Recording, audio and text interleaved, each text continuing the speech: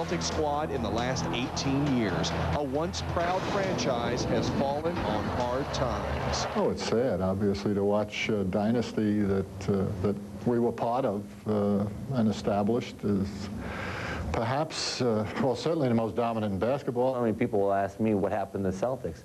It's something that you can't even, I mean, you know, the death of Lenny Bias and Reggie Lewis is what happened to the Boston Celtics. The Boston Celtics select Len Bias of the University of Maryland.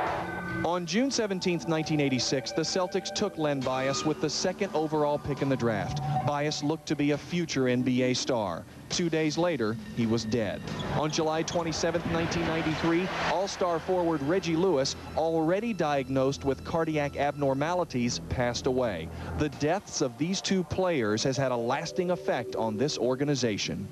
People don't realize you don't get that kind of a pick very often. And you don't lose them for a year, you lose them for 10 years. Bias was supposed to be the bridge to the future for the Celtics with Larry Bird and Kevin McHale in their final playing days. But Bird and McHale ended up retiring without anyone to fill their shoes. They did so much to get that pick, to get Lenny here, because he was the next heir to Larry.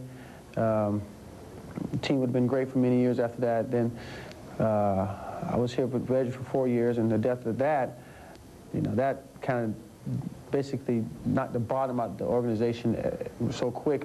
When Red Auerbach found a player that he felt epitomized the Celtics tradition, he didn't want to let him go.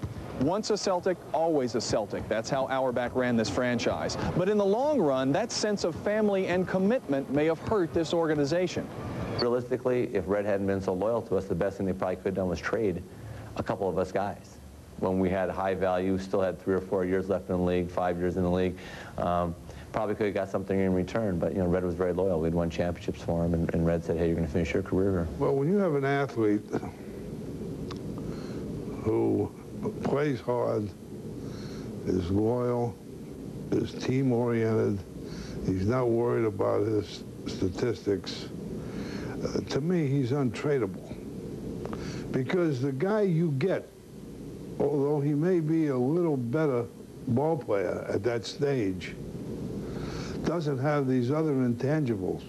The Celtics have been accused of not being creative enough with the salary cap, of not going after free agents, and not making any bold trade attempts with the players they have. But there may be some relief in June.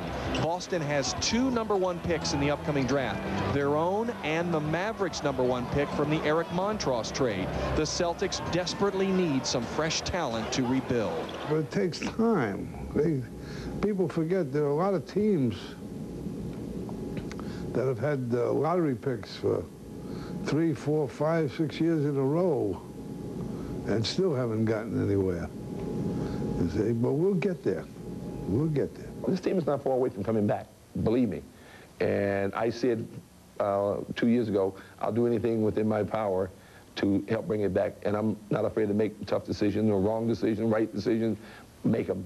Okay, but the fact of the matter is that this team is not that far back with the core group we have in place, a young core group, and the flexibility that we have now with the picks. The draft lottery is a crapshoot, but perhaps what the Celtics need is something that has deserted them in recent years: luck.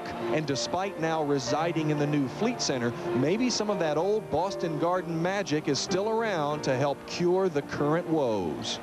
Everyone says it's because we're not playing in the Garden anymore and all that, but I just think it's a cycle. You know, everything goes in cycles, and right now we're just decimated with injuries.